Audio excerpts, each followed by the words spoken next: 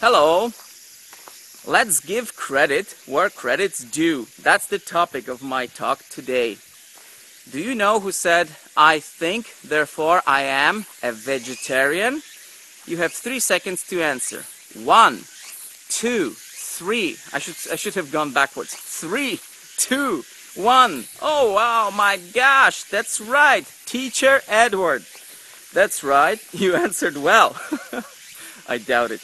Anyway, yes, I came up with the quote because I was a student of philosophy. This was a long time ago when I was a student at Carleton University in Ottawa, Canada.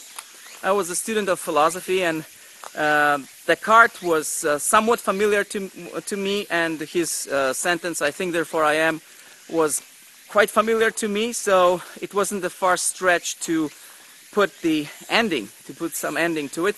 I was considering a different ending. I wanted to say at first, "I think, therefore I am a vegan," but then I decided against it because being a vegan is not as commonplace, not as popular as being a vegetarian. So I wanted to write a sentence that will be appealing to more people.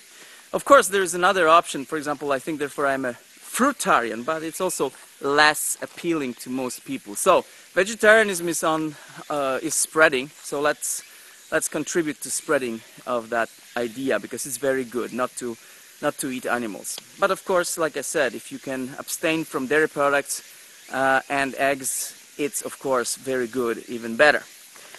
So I think, therefore I am a vegetarian first came up on mugs that my friend Andrew Tidman and I put out.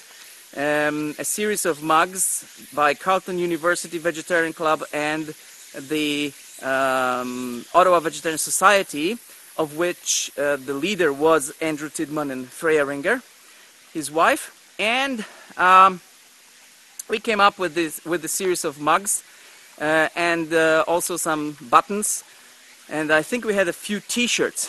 And by the way, Giselle Ladines came up with a cookbook, and the cookbook was called Vegans on the Go, a vegan vegetarian student cookbook. And in that cookbook, which you can maybe find on the internet or in some bookstores, in that cookbook on the first page is the sentence, "I think, therefore I am a vegetarian," and my name associated with it.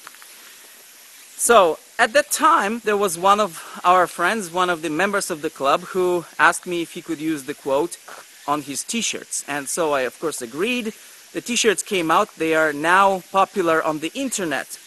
As the time passed by, the quote became very well known, and everyone on their websites, vegetarian websites, places the quote. However, it's always placed as anonymous. What a pity, because, you know, as I said, give the credit where credit is due. Why do I care about that? Even though I should be humble and just like everyone else, there's nothing special about me. But on the other hand, I would like to be read and listened to. My tapes, videotapes, my books, if I write them, I would like people to read them. So when you see something by Van Gogh, for example, if you come across a writing by Van Gogh, wow, everybody wants to read that. But if you come across some writing by Teacher Edward, unless you know that the guy is famous for something, you know, you might not be as inclined to read him or watch him. So please remember that I came up with the idea. I think, therefore I am a vegetarian. Thank you.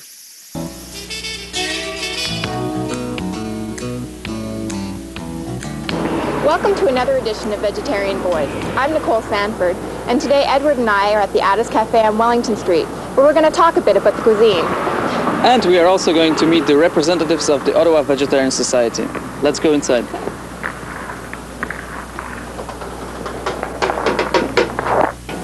Well, I understand that you have a vegetarian brunch every Sunday here. Yes, we do. The brunch on Sunday is, I would say, 70% vegan, 30% vegetarian, but it's a total vegetarian buffet. Well, thank you very much for having us here. We're looking forward to tasting your vegetarian cuisine. And I can see actually Andrew and Freya coming by, so we'll have a lunch with them.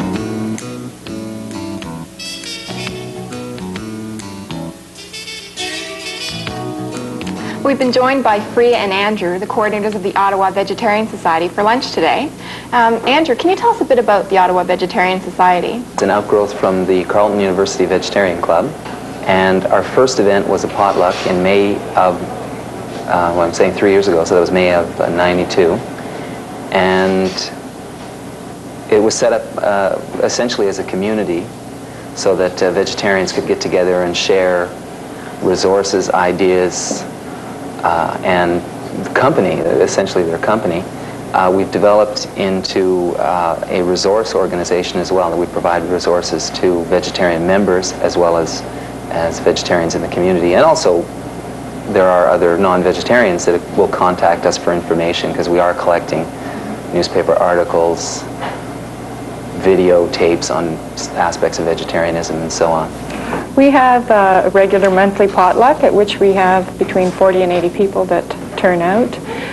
We also have picnics, and our big picnic is the Labor Day weekend picnic at Vincent Massey Park every year. We get about 100 people out to that.